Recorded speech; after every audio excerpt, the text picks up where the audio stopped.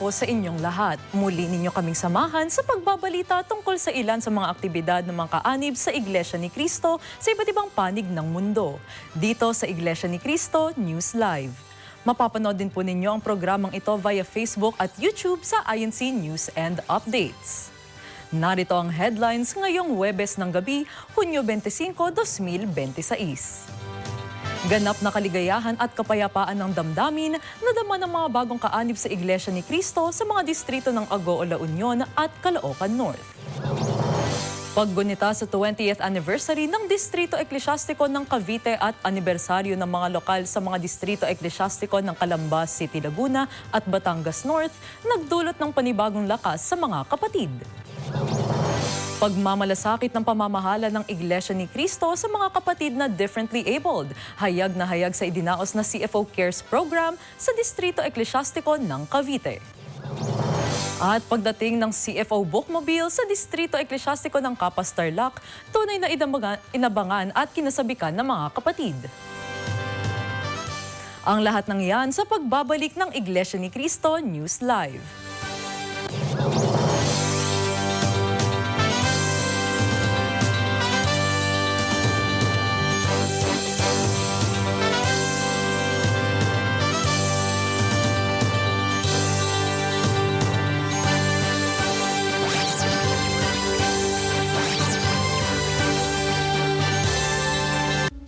Often feel tired, weak, or dizzy even after getting enough rest?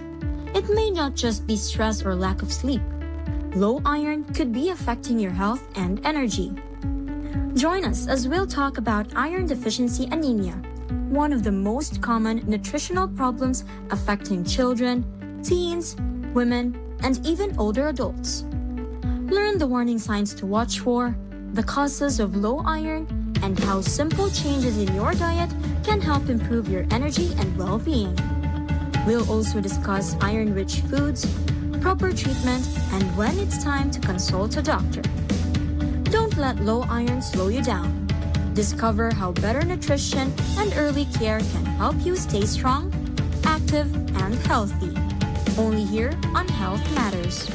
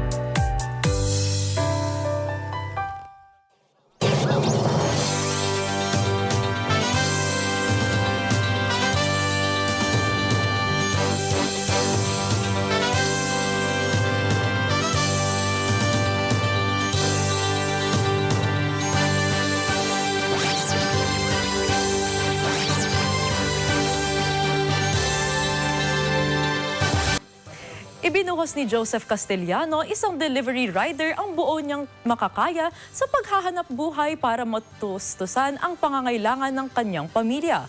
Lalo pang nagkaroon ng direksyon ng kanyang buhay nang makilala niya ang Iglesia ni Cristo. Narito ang report ni kapatid na Erds Mali. Ako po ay isang delivery rider. Medyo mahaba po yung oras ng pagbiyahe minsan po. Sarili ko po yung oras. Yung pagbiyahe ng umaga, tapos uwi ko ng gabi. Bilang isang ama ng tahanan, pinahahalagahan ni Joseph Castellano ang itinuturing niyang simpleng hanap buhay. Hindi alintana ang pawis at pagod, ang matinding init ng araw o malalakas na ulan upang may maiuwi lamang na kita sa pamilya. Para sa kanya, walang ibang mahalaga kundi matustusan ang pangangailangan ng kanyang pamilya, kaya naman ibinubuhos niya ang kanyang buong panahon sa paghahanap buhay. Mas importante pa po ang paghahanap buhay kaysa dumalo sa pagsimba. Kaya hindi po napaglalaanan ng oras ang pagsimba noon. Noong siya ay kaanib sa Iglesia Katolika, hindi niya pinaglalaanan ng panahon ng pagdalo sa kanilang misa. Sapat na po na nananampalataya lang. Parang hindi kailangan linggo-linggo pagsimba. Ganun po. At parang sa isang taon na po, baka bilang lang sa daliri yung pagdalo sa pagsimba. Hanggang sa makilala niya ang Iglesia ni Cristo. Ang kanyang pagmamasid sa Iglesia ang lalong nag-udyok sa kanya upang magsuri sa mga aral ng Diyos na itinuturo dito. Nung nasa Baguio ko ako, doon ko po nakilala yung Iglesia ni Cristo po. Ang hinahangaan ko sa Iglesia ni Cristo ay ang pagkakaisa, disiplina at ang lalim ng pananampalataya sa Diyos. Mula nang magpasyang sumailalim sa proseso ng pag-anib sa Iglesia, lalong lumalim ang kanyang kabatiran at naunawaan kung bakit mataas ang pagpapahalaga ng mga kaanib sa kanilang mga pagsamba at paglilingkod sa Panginoong Diyos. Nung nadoktrinahan naman po ako, yung mas lumalim yung pagkakilala ko sa Diyos. Ngayon pong nag-Iglesia na Cristo po ako, mas pinapalagan po yung oras ng pagsamba ko. Hanggang sa makatapos si Joseph sa proseso ng pag-anib at marating ang araw na kanyang pinakahihintay, ang araw ng kanyang bautismo. Kabilang siya sa mga tumanggap ng banal na bautismo sa lokal ng Agoo, Distrito Eklesyastiko ng La Union. Pinangunahan ng kapatid na James Jasper Villanueva, tagapangasiwa ng distrito, ang pagbabautismo. Ngayong kaanib na si Joseph sa Iglesia ni Cristo, nais niyang maging mabuting halimbawa sa kanyang pamilya sa lubos na pagtatalaga sa paglilingkod sa Panginoong Diyos. Masaya po at kaanib na po talaga ako sa Iglesia ni Cristo. Lagi kong pagtatalagaan ng oras ang aking pagsamba. Para po din sa sarili ko, para sa tunay na kaligtasan at para sa pamilya ko po. Kung ano pong makita nila sa akin, lalo na po yung mga anak ko. Yun po ang gayahin din po nila. Naunawaan ni kapatid na Joseph na hindi hadlang ang paghahanap buhay upang matupad ang kalooban ng Panginoong Diyos na pagtalagahan ng mga pagsamba sa Kanya. Dapat ang Diyos ang unahin bago ang ibang bagay. Sa trabaho ko po ngayon bilang delivery rider, dahil sarili ko po yung oras ko na tatalagaan ko po yung oras ko sa pagsamba. Mula po dito sa Agoo, La Union, ako po si kapatid na Ertz Malyi para sa Iglesia ni Cristo News Network. Balikan natin ang isinagawang pagbabautismo sa distrito ng Caloocan North, kung saan ni isang guro ang nabautismohan. Narito ang kanyang kwento. Ako po si kapatid na Jason Darapisa. Kasalukuyan akong nagtuturo sa Camarines High School. 9 years na akong nagtuturo doon. Ako ay guro po ng science, grade 9 science. Dumating ang yugto sa buhay ni Jason Darapisa ang paghahangad na mahanap ang tunay na relihiyon at paglilingkod sa Panginoong Diyos. Lumaki po ako sa religion na Catholic.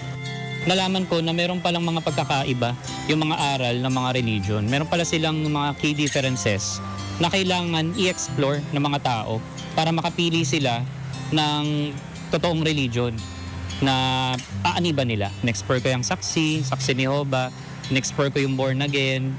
Pero para sa akin hindi siya nag-work out na pipiliin ko as a true religion. Matapos siyang magsuri sa iba't ibang pananampalataya, nakilala niya ang tungkol sa Iglesia ni Cristo.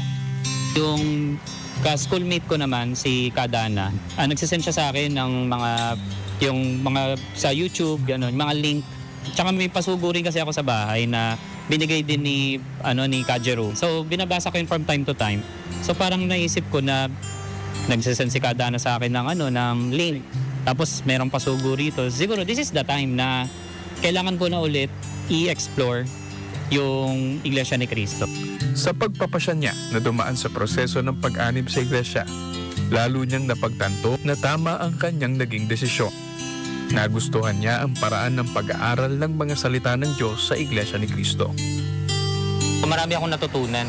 Matanong kasi ako sa doktrina eh. Yung mga kasagutan, nakabase siya sa Biblia. Ang exact term na sinasabi niya, itanong natin sa Biblia. Kapag may mga katanungan, kapag meron siyang mga pinapaliwanag, Biblia po ang sasagot. Or itanong natin sa Biblia. Yun yung exact words na sinabi niya sa amin habang kami ay dinodoktrinahan niya. Kaya yung mga sagot na yun ay masasabi natin na totoo. Kasi binasa niya mismo sa Biblia yung kasagutan dun sa mga tanong na yun. Iyan ang pinaka nagustuhan ko sa Iglesia ni Cristo. Na lahat ng sinasabi nila nakabase talaga sa Biblia. Word per word sinasabi nila, itanong natin sa Biblia, Biblia ang sasagot ng lahat ng katanungan. Isa lamang si kapatid na Jason sa daan-daang mga nakatapos ng proseso ng pag-anib sa Iglesia ni Cristo sa Distrito Eklesyastiko ng Caloocan North.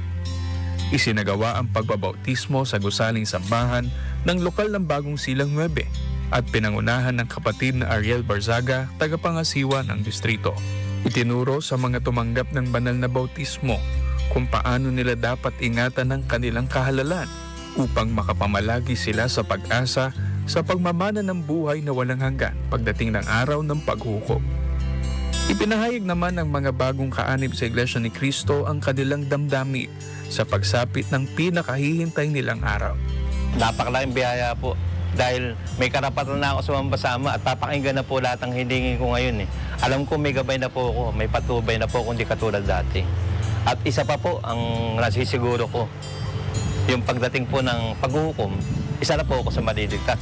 Since ngayon, nabautismohan na ako, nakakaramdam ako ng ligaya sa puso. Napakasaya kasi nabautismohan na ako and isa na akong ganap na kaanib sa Iglesia ni Cristo na makakatamo ng kaligtasan sa paghukom. In the near future, gusto kong kumuha ng katungkulan sa Iglesia ni Cristo at makapaglingkod sa Ama. Siyempre, bidahagi sa akin yung pananampalataya, no? Naligtas ako dahil sa pagbabahagi na yun. So gusto ko rin i-share sa iba na maligtas sila, malaman din nila kung ano ba yung proseso sa loob ng Iglesia ni Cristo, ano yung mga aral na nandito, and maramdaman din nila yung kasiyahan na naramdaman ko nung natutunan ko yung mga aral na yun at nung maging ganap ako na kasapi ng Iglesia ni Cristo. Mula po rito sa Caloocan City, ako po si kapatid na Jem Barzaga para sa Iglesia ni Cristo News Network. Samantala, nananatiling prioridad ng mga kapatid sa Distrito Eklesyastiko ng Nueva Vizcaya na maibahagi ang tunay na ebanghelyo sa mas marami pang tao. Bahagi ito ng maayos na pakikitungo nila sa ating mga kapwa-tao. May balitang hatid si kapatid na Kimberly Reyasonda sa pagtugon ng mga kapatid sa lokal ng Ibong sa isang evangelical mission. Ako po ay nagtatrabaho sa local government unit bilang isang driver po ng driver at responder po sa MDRRMO Villaverde. Kami po ay tinatawagan kapag mayroong mga emergency, mga na-aksidente. Yan po ang sakop namin, mga trauma. Katulad din po pag may bagyo, lindol, kami po ang mga unang rumo-responde. Abalaman si kapatid na Romel sa kanyang trabaho araw-araw, hindi niya pinalalagpas ang mga pagkakataon na makapag-anyaya ng mga taong makikinig ng mga aral ng Diyos. Ang mga naanyayahan po natin ngayon ay mga kasamahan ko po sa MDRRMO, bagamat mga nag-aaral po sila, mga volunteer po sila sa MDRRMO, katulong po namin sa pagresponde sa mga nangangailangan po. Inanyahan po natin sila para makapakinig po ng mga aral ng ating Panginoong Diyos para po ma-experience naman nila ano ba yung tinuturo sa loob ng Iglesia ni Cristo. Isa si Roman Dave na isang MDRRMO volunteer sa mga naanyayahan sa pamamahayag ng mga salita ng Diyos ngayon dito sa lokal ng Ibong. Unang-una po sa lahat, because of my curiosity po siguro, gusto ko din po yung experience din po talaga. Yung tumatak po sa akin na aral is yung pag pumunta ka sa iglesia, yung kawan, na pag pumunta ka sa iglesia is masasalba ka. Sa pagtutulungan ng mga kapatid sa lokal at sa tulong at awa ng Panginoong Diyos ay naipagtagumpay ang aktibidad. Ang ginawa po naming paghahanda nagsagawa rin po kami ng mga pasugo drive bilang pag-aanyaya na rin po sa mga naging bisita namin sa gabing ito. Ang pangunahin po na ipinaunawa po kanina sa ginawang pagtuturo ng mga salita ng Diyos ay ang kahalagahan po na ang tao ay mapabilang sa loob ng Iglesia ni Cristo sapagkat yun lang ang tanging paraan para ang tao ay maligtas, siya ay dapat nasa loob ng Iglesia ni Cristo. Kaya ipinalalaganap ang mga salita ng ating Panginoong Diyos para marami pang tao ang maligtas pagdating ng araw ng paghuhukom. Mula po rito sa Ibong Villaverde, Nueva Vizcaya, ako po si kapatid na Kimberly Reyesonda para sa Iglesia ni Cristo News Network. Sa Distrito Eklesyastiko ng Cagayan de Oro City, Misamis Oriental, naanyayahan ng mga kapatid sa lokal ng Villanueva ang marami nating kababayan sa pamamahayag ng mga salita ng Diyos. Si kapatid na Fritz Canora para sa mga karagdagang detalye. Masiglang dinaluhan at ipinag-anyaya ng mga kapatid sa lokal ng Villanueva ang isinagawang pamamahayag ng mga salita ng Diyos. Layunin ng aktibidad na may parating sa mga panauhin at hindi pagkaanib sa Iglesia ni Cristo ang mga aral na nakasulat sa Biblia.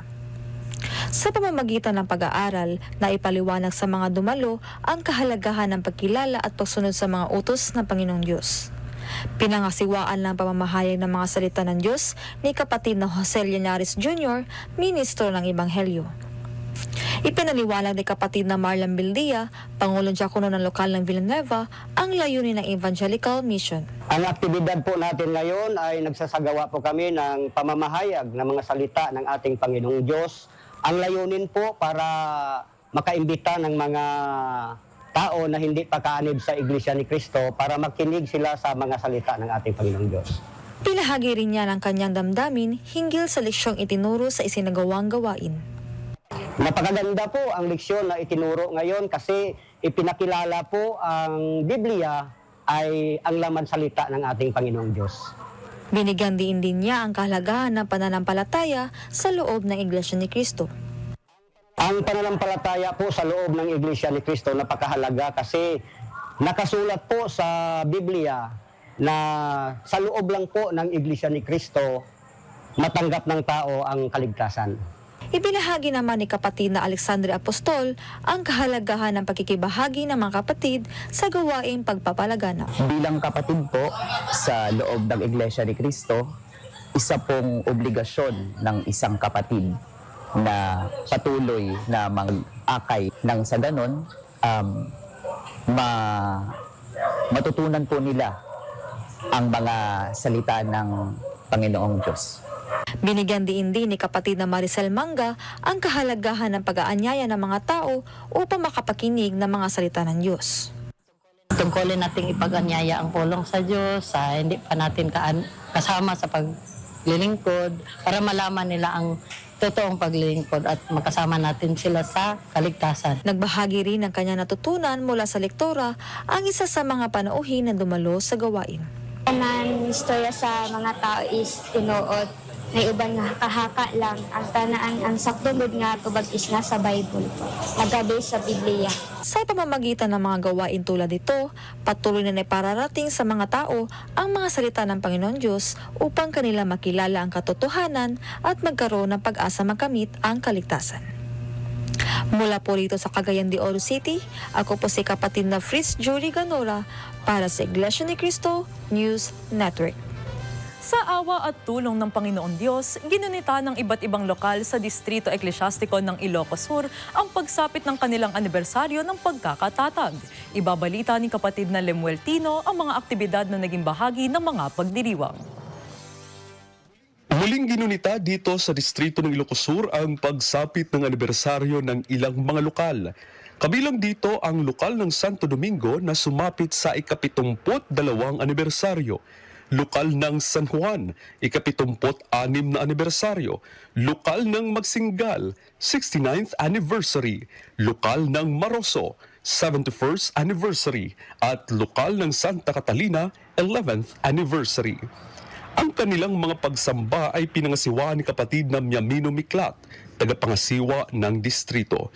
Bilang karagdagang selebrasyon sa kanilang anibersaryo, naglunsad sila ng iba't ibang aktibidad gaya ng pamamahagi ng Pasugo magazines at pamamahayag ng mga salita ng Diyos. Ang iba pang mga aktibidad na isinagawa bilang pagunita sa kanilang anibersaryo ay ang pagsasagawa ng iba't ibang sports activities.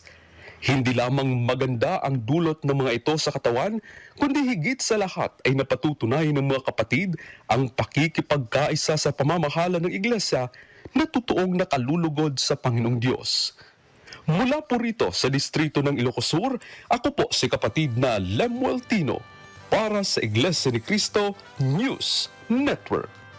Susunod sa Iglesia ni Cristo News Live. Anibersaryo ng mga lokal sa mga distrito eklesyastiko ng Calambas City, Laguna at Batangas North.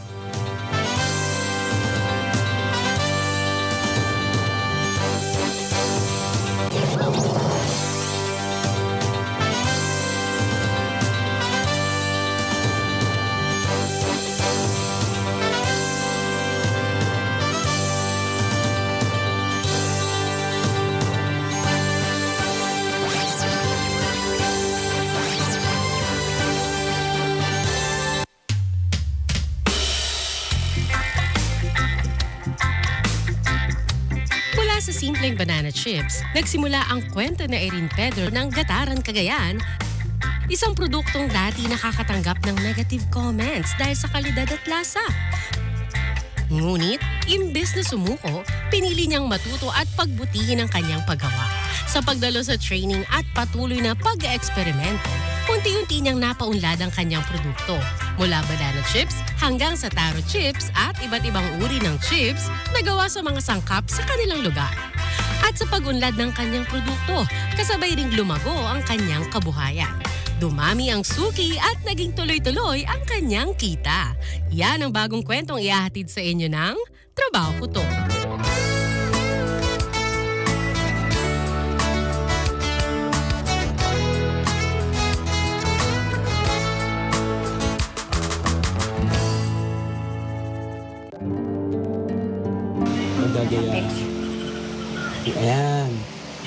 Ayan. Ayan ang finished product ni sir.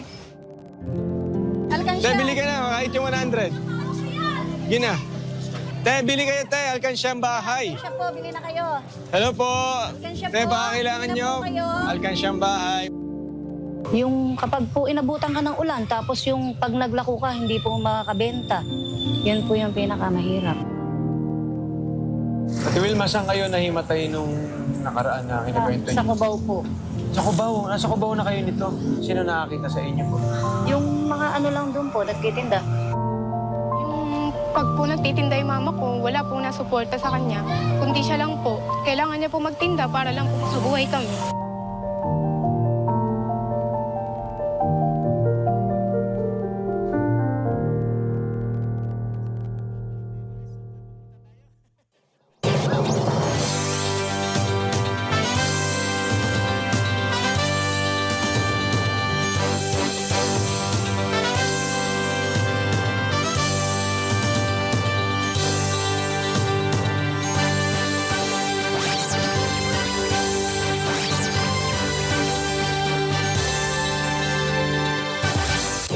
Patuloy kayong nakasubaybay sa Iglesia ni Cristo News Live. Sa Distrito Eklesyastiko ng Calambas City, Laguna, napuno ng saya ang selebrasyon ng ika-72 anibersaryo ng lokal ng Look. Si kapatid na Caroline Miranda ang magbabalita. Dito sa LLC Auditorium, matagumpay na isinagawa ang In Concert, bahagi ng ika-72 anibersaryo ng pagkakatatag ng lokal ng Look, distrito ng Calambas City, Laguna. Kaugnay nito, naghanda ng iba't ibang programa at aktibidad na nagbigay ng kasiyahan at pagkakaisa sa mga kapatid. Kabilang dito ang mga fun games na nilahukan ng mga kapatid na nagsilbing pagkakataon upang higit pang mapatibay ang kanilang samahan at pagkakaisa. Nagkaroon din ng mga musical performances mula sa mga may tungkulin sa iba't ibang kagawaran na pawang INC Original Music ang kanilang itinanghal. Sa pamamagitan ng kanilang mga pagtatanghal na ipamalas hindi lamang ang kanilang talento kundi maging ang kanilang pakikiisa sa pagdiriwang ng anibersaryo ng kanilang lokal. Kompleto po yung pamilya namin. makipagkaisa dito sa programa para sa anibersaryo ng aming lokal. Nagtagumpay yung lokal namin kasi nga maraming naitayong extension. Bukod sa mga inihandang programa, naging pagkakataon din ito upang balikan ng mga kapatid ang kasaysayan ng lokal at ang mga pagpapalang patuloy nilang tinatanggap mula sa Panginoong Diyos. Buong galak po naman lahat po na nakipagkaisa. Masayang-masaya naman po ang mga kapatid na nakipagkaisa at ngayon po sama-sama kaming nagdiriwang ng ika-92 taon ng aming lokal. Ang patuloy na pagtatagumpay ng mga aktibidad sa lokal ng Look ay patunay ng walang hanggang paggabay at pagtulong ng Panginoong Diyos. Nagsisilbi rin itong inspirasyon sa bawat kaanib upang patuloy pang makapagbigay kasiyahan sa Panginoong Diyos. Mula po rito sa Calambas City, ako po ang kapatid na Carilyn Miranda para sa Iglesia ni Cristo News Network. Magtungo naman tayo sa Distrito Eklesyastiko ng Batangas North. Mula sa hamak na pagsisimula ng lokal ng Tambo, matibay na nanindigan sa panig ng Panginoon Diyos ang mga naunang kaanib. Ito ang naisalin nila sa iba't ibang henerasyon ng mga kapatid sa loob ng 9 na dekada. Narito ang report ni kapatid na Miko Gallego. 9 na dekada ang nakalipas mula nang maitatag ang lokal ng Tambo na matatagpuan may 3 kilometro mula sa tanggapan ng distrito ng Batangas North sa Lipa City. Ngayong taon, buong kagalakang ipinagdiwang ng mga kapatid ang ika-90 anibersaryo ng kanilang lokal. Ang maikling kasaysayan po ng lokal ng Tambo, taong 1936 po ay tumungo po ang dating destinado po ng lokal ng Batangas City sa bayan po ng Lipa upang magsagawa po ng pagmimisyon. Sa kanya pong ginagawang paglalakbay, napadaan po siya sa Barangay Tambo sa bahay po ng kapatid na Nicolas Paran. Naituro po ang aral ng Panginoon Diyos na sinampalataya naman po ng kapatid na Nicolas. Ang unang pagsamba po ay isinagawa po sa bahay po ng kapatid na Nicolas Paran noong Mayo 10 po, 1936. Nakilala namin sa Tambo si kapatid na Nelly Paran. Ang kanyang yumaong asawa na si kapatid na Rene ay apo ng kapatid na Nicolas, isa sa unang 8 kapatid sa lokal. Ang natatandaan ko po ay yun ikwento lamang ng aking biyenan na si Jose Paran na sila nasimula diyan sa Tambo at noon ay doon nangangasiwa ng pagsamba, unang pagsamba. At nakwento pa rin po niya na noon ay nadalaw lagi ang kapatid na Felix Manalo. Malimit na napunta sa Tambo. Subalit, hindi kakaunti ang mga pagsubok na pinagdaanan ng pamilya ni kapatid na Nelly. Gayunman, naitaguyod nila ang kanilang mga pagsamba at paglilingkod dahil sa tulong at awa ng Panginoong Diyos. Palad po ito na lamang po natitira. Dahil yung pong aking panganay ay nawala na.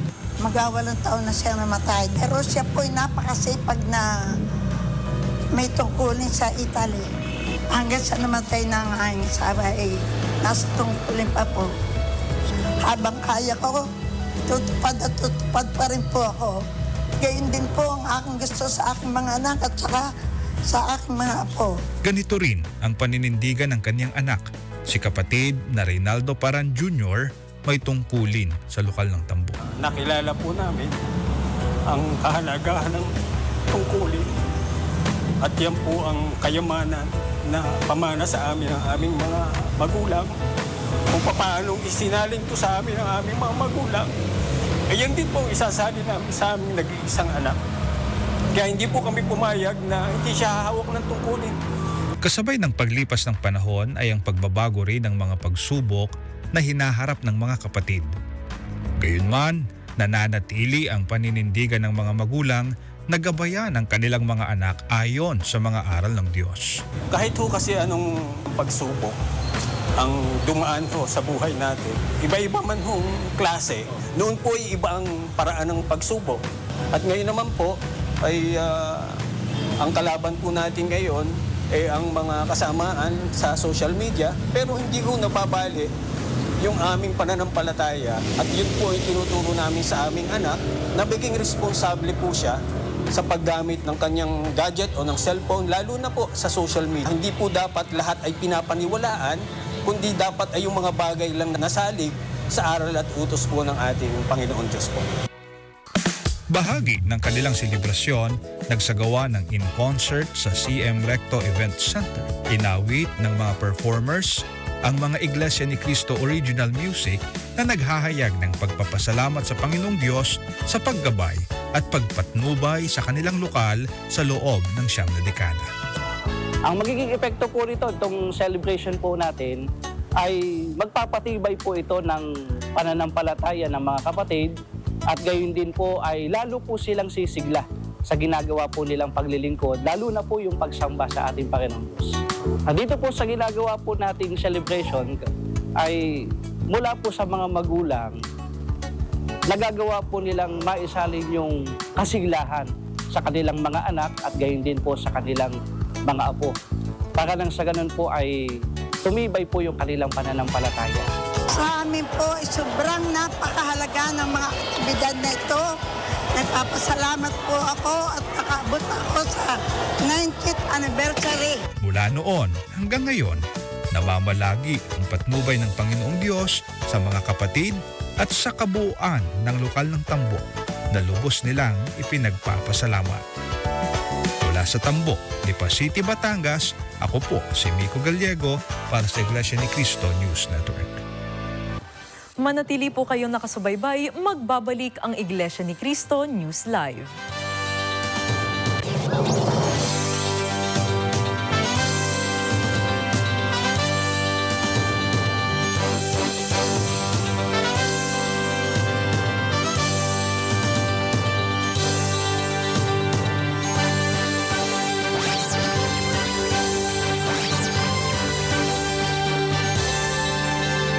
There may be those listening and watching us and hearing this for the first time. Everyone has sinned. The payment for sin is death. The full payment is death in the lake of fire. Isn't that scary?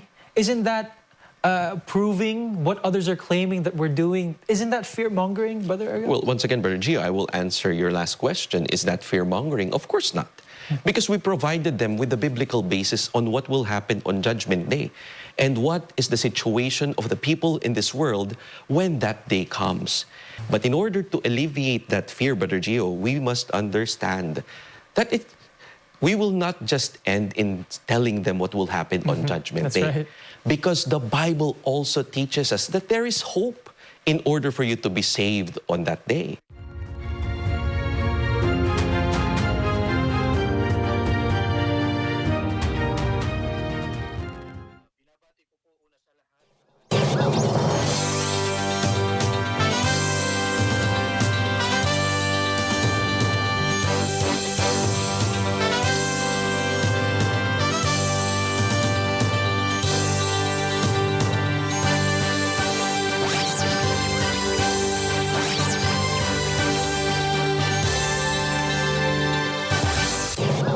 Nagbabalik ang Iglesia ni Cristo News Live.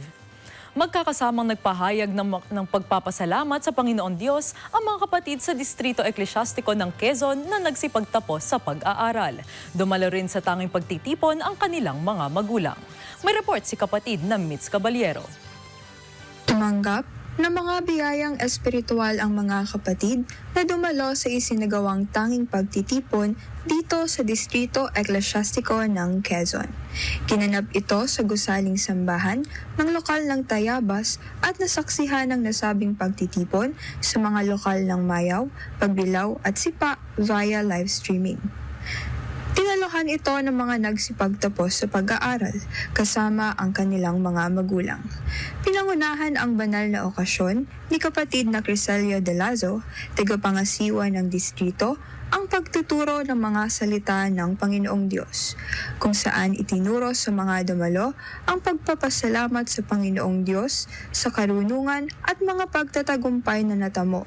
Subalit higit sa lahat ay ang pagtitiwala sa Panginoong Diyos. Una po sa lahat ay nagpapasalamat po ako sa ating Panginoong Diyos sa walang sawa pong paggabay sa buong panahon po ng aking pag-aaral. Nagdulot po sa akin ang tanging pagtitipon na ito ng lakas ng loob at patuloy po na pagbibigay ng matibay na pananampalataya po, lalo na po sa mga estudyante po, na ipagpatuloy po ang kanilang mga pangarap, hindi lang po sa kanilang mga sarili, kundi rin po sa kanilang mga magulang. Ayon pa sa mga dumalo, ay lalong nagpaunlad ng kanilang buhay espiritual ang mga aral ng Panginoong Diyos na kanilang tinanggap sa isinagawang tanging pagtitipon. Sinabi pa nila na ito ang kanilang magiging gabay sa kanilang buhay at pamumuhay, lalo na sa kanilang paglilingkod sa Panginoong Diyos. Mula po rito sa Lucena City, Quezon, ako po si kapatid na Mitz Ferlin Caballero para sa Iglesia ni Cristo News Network. Sa pagkakataong ito, may live na balitang hatid si kapatid na Finela Angala, kaugnay sa ginanap na blood donation sa Distrito Eklesyastiko ng Caloocan North. Nakilahok dito ang mga kapatid sa lokal ng Bagong Silang 9. Magandang gabi, kapatid na Finela. Magandang gabi po at maraming salamat po, kapatid na Katerina. Bawat isang blood donor ay maaaring makatulong sa 1 hanggang 3 tao na nangangailangang masalina ng dugo. Kaya naman ang mga kapatid dito sa lokal ng Bagong Silang 9, Distrito ng Caloocan North ay maagap na nagsagawa ng blood donation activity sa pangunguna ng Christian Medical, Dental and Paramedical Society o CMDPS na isinagawa sa Feast for Covered Court, Caloocan City. Layunin ng aktibidad na ito na makatulong sa pagpapanatili ng sapat na supply na dugo para sa mga pasyenteng nangangailangan ng agarang pagsasali ng dugo sa mga ospital at iba pang pagamutan. Bago makapagbigay ng dugo, dumaan muna ang mga kalahok sa masusing screening at health assessment upang matiyak na sila ay qualified at ligtas na makapag-donate ng dugo. Matapos matiyak na sila ay kwalipikadong makapag-donate ng dugo, nakiisa ang mga kapatid sa nasabing aktibidad.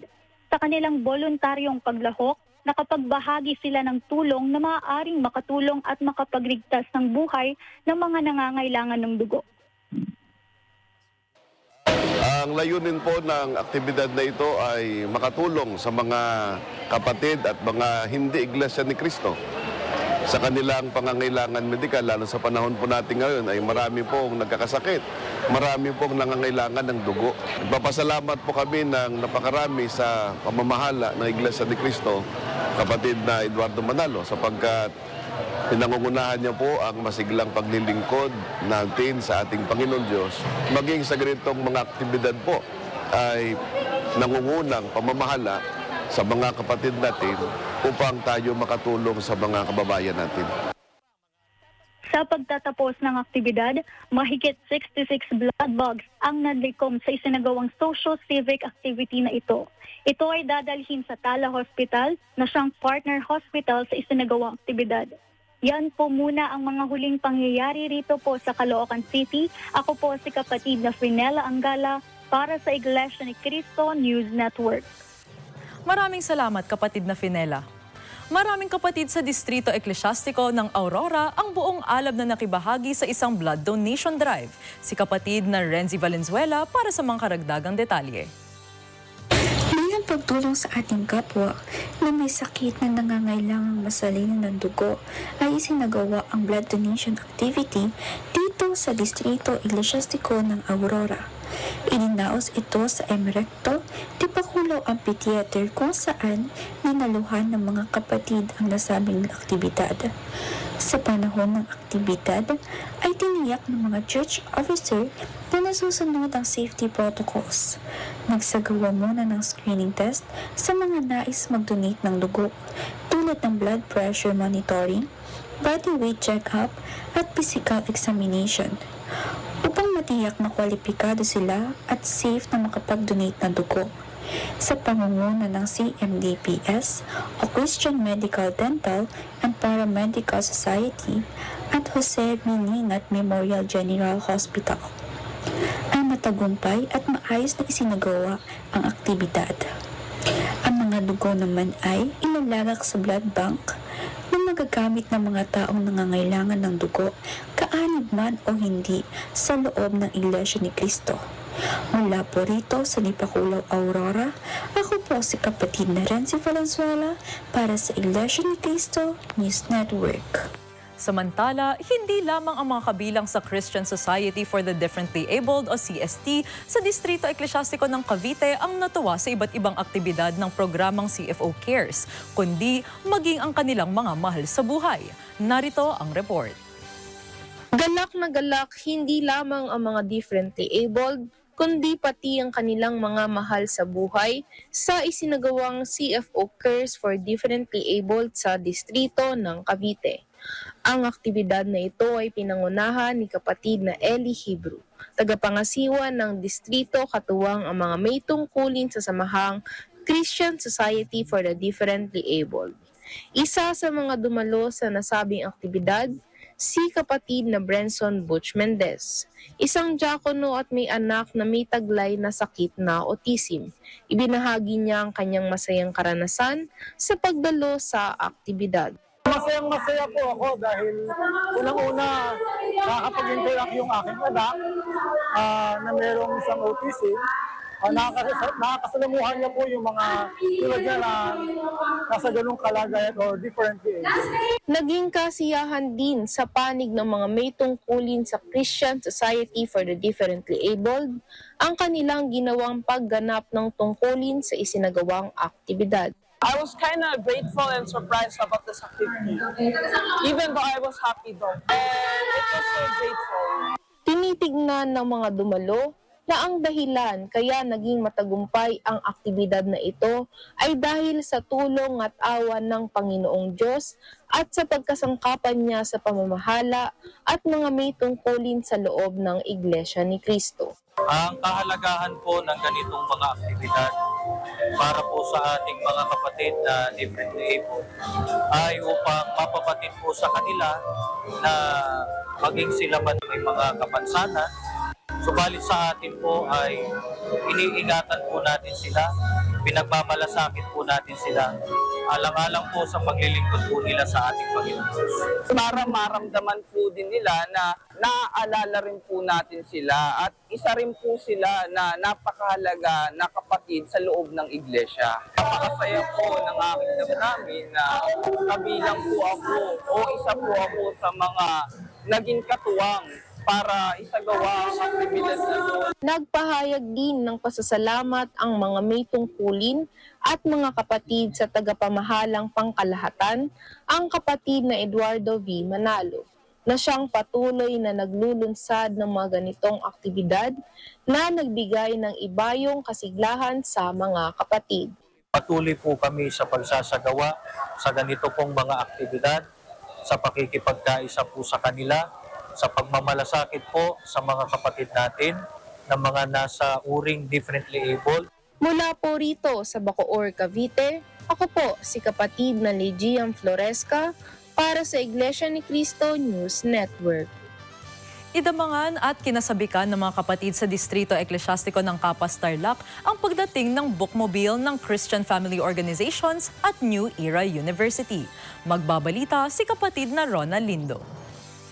Tunay na kinasabikan ng mga kabataang Iglesia ni Cristo at ng kanilang pamilya ang pagdating ng bookmobile dito sa Distrito Eklesyastiko ng Capas Tarlac. Isa ang pamilya ni kapatid na Sani Guevara sa maraming pamilyang nakilahok at nakisaya sa nasabing aktibidad, kasama ang kanyang mga anak ni si Sabrina at si Brianna na kabilang sa Christian Society for Differently Abled. Maganda naman po, lalo na makakatulong sa mga bata. Hindi lang puro gadget yung alam nila, may books na ganitong programa ng INC. Maraming po salamat sa programa ng tagapamahala ng Iglesia ni Cristo.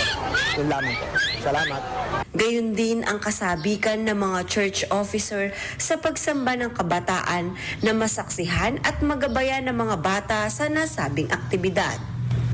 Ang naging pagtanggap po ng mga nasa pagsamba ng kabataan dito po sa distrito ng Capas Tarlac, maging ng mga may tungkulin dito ay napakainit po sapagkat ito po ay napapanahon ngayon at gusto po ng mga bata talaga yung magbasa ng mga libro, ganyan, mga arts activities, kaya napakasaya po ng mga bata. Yung nalaman po namin na pupunta po dito ang bookmobile po ay napakasaya rin po namin mga may tungkol sa pagsamba ng kabataan, no? Sapagkat meron po pagkakataon yung mga bata na ma-express po nila yung mga gusto nila dahil sa pagbabasa. Nagpapasalamat po kami ng napakarami sa ating tagapamahalang pangkalahatan, ang kapatid na Eduardo B. Manalo, maging sa pangalawang tagapamahalang pangkalahatan, ang kapatid na Angelo Eranio V. Manalo, sapagkat inilulunsad nila ang ganitong mga aktibidad sa lalong ikasisiglan ng mga kabataan na sila'y mahubog, maragdagan ang kanilang kaalaman, lalo na po't magagamit po nila ito hanggang sa kanilang paglaki, hanggang sa kanilang pagtupad ng kanilang pangarap sa hinaharap ng kanilang buhay, higit sa lalo para magamit nila sa paglilingkod sa atin pong Panginoong Diyos.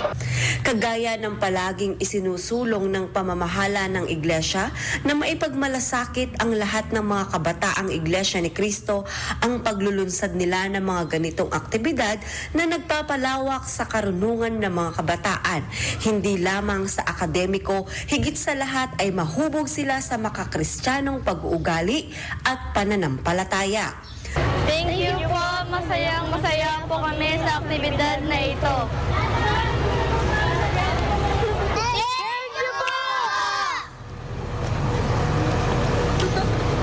Thank you po kay Eduardo. Mula po rito sa Kapas Tarlac, ako po si kapatid na Ronalindo para sa Iglesia ni Cristo News Network. Maraming natutuhan at naging makabuluhan sa mga batang mag-aaral ang pre-kindergarten program ng New Era University sa Distrito Eclesiastico ng Santa Rosa, Nueva Ecija. May report si kapatid na Alona Laud. Hangad ng Iglesia ni Cristo na makatulong sa mga magulang na maihanda ang kanilang mga anak sa pagpasok sa kindergarten. Ang isa po sa layunin ng pre-kindergarten program ay ito po ay proyekto o programa ng tagapamahalang pangkalahatan, ang kapatid na Eduardo B. Manalo, sa pakikipagtulungan po ng New Era University ay upang makapag-abot po ng libreng edukasyon sa mga bata, kaanib man o hindi, sa Iglesia ni Cristo. Isang lokal ng kalumpit sa maraming lokal sa Distrito Eclesiastico ng Santa Rosa, Nueva Ecija sa mga nagsakatuparan ng pre-kindergarten program na programang binuo ng New Era University. Nang matanggap po namin yung pagubilin po ng pamamahala tungkol po sa pre-kindergarten program ng Iglesia ni Cristo, ang ginawa po naming paghahanda ay una po syempre, inalam po namin kung sino yung mga pwedeng mag-enroll na 3 years old, 4 years old, hanggang 5 years old sa aming lugar, iglesia man po o hindi po iglesia. At saka po, naghanda din po kami ng mga kagamitan na pwede namin gamitin, kung saan po kami pwedeng magdako ng programang yon. At saka po, una sa lahat na, noong unang pasok po namin, ginawa po namin, pinakilala po namin sa mga magulang yung magiging programa po ng Iglesia ni Cristo, ang pre-kinder program 2026. Masaya po ako na nakapahagi ako sa programa ng Iglesia ni Cristo, ang pre-kinder program na nakapagturo po ako sa mga bata na kahit sa saglit na araw o oras na inilaan ko po sa pagtuturo sa kanila. Yung iba talagang hindi po kayang sumulat, hindi po kayang mag-color, pero po natutunan naman po nila. Doon po ako naging masaya na sa kabila po ng hindi nila kasanayan nung una, pero natuto po sila nung huli. Ang ilan po sa naituro po namin sa mga bata na bahagi po ng PKP is yung pag-trace po ng mga numbers, colors, then ng mga letters, and then sa mga colorings po. Maligaya ang bawat kabataan na nakasama sa moving up ceremony ng programang ito. Kasama nila ang kanilang mga magulang na sumuporta rin sa kanilang PKP journey. Ako po ay nagpapasalamat sa Iglesia ni Cristo at sa namamahala nito na sila ay nalunsad ng ganitong programa na libre lang po at naging bahagi po ang aking anak. Maraming salamat po. Tinanggap ng mga batang nagsipagtapos ang kanilang completion certificate sa moving up ceremony na ito na isinaayos at inihanda ng mga church officers ng Christian family organizations. Mula po sa Santa Rosa, Nueva Ecija, ako po ang kapatid na Alona Laud para sa Iglesia ni Cristo News Network.